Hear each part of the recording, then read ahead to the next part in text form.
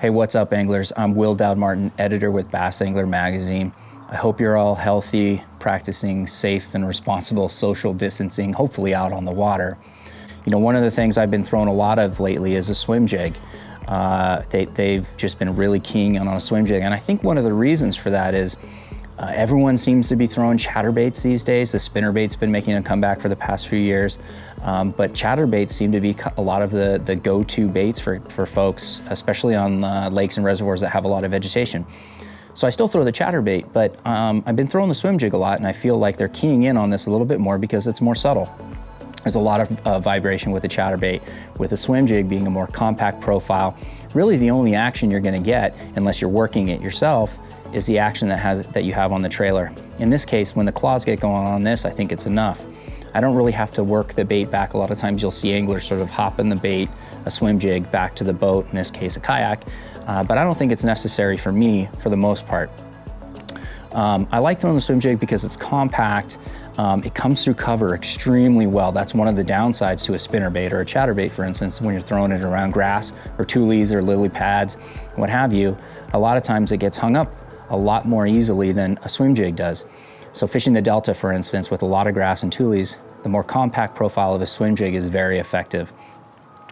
I throw it on a 7-foot 2-inch heavy action Okuma EVX rod. It's a heavy enough rod that I can move fish away from cover when I do get bit, but it's also light enough that I can still get a nice long cast with a lighter bait like a swim jig, 3/8 ounce, 1/4 ounce sometimes if I want to keep it above the grass. 1/2 ounce is the most I'll throw on it. Throw it on a 7-to-1 gear ratio Okuma Helios reel, high-speed reel. Again, move fish away from cover. That's the importance of having a high-speed reel. But I think the key to this setup is the braid. I throw it on 50-pound soft steel covert braid. And the reason for that is, especially when fishing around vegetation, you gotta be able to get your bait back and move fish away from that vegetation when you do get bit. The no stretch feature of braid is really important. Anyone who's ever been hung up on a tule before knows how difficult it can be sometimes to get your bait back. So braid really helps when coming through heavy vegetation, I think. The covert feature of the soft steel braid also really camouflages the braid well, so I don't really think the fish are that line shy when I'm throwing braid. I usually keep my bait selections simple as far as colors go. I throw black and blue a lot, green pumpkin, some sort of shad color, and a bluegill color.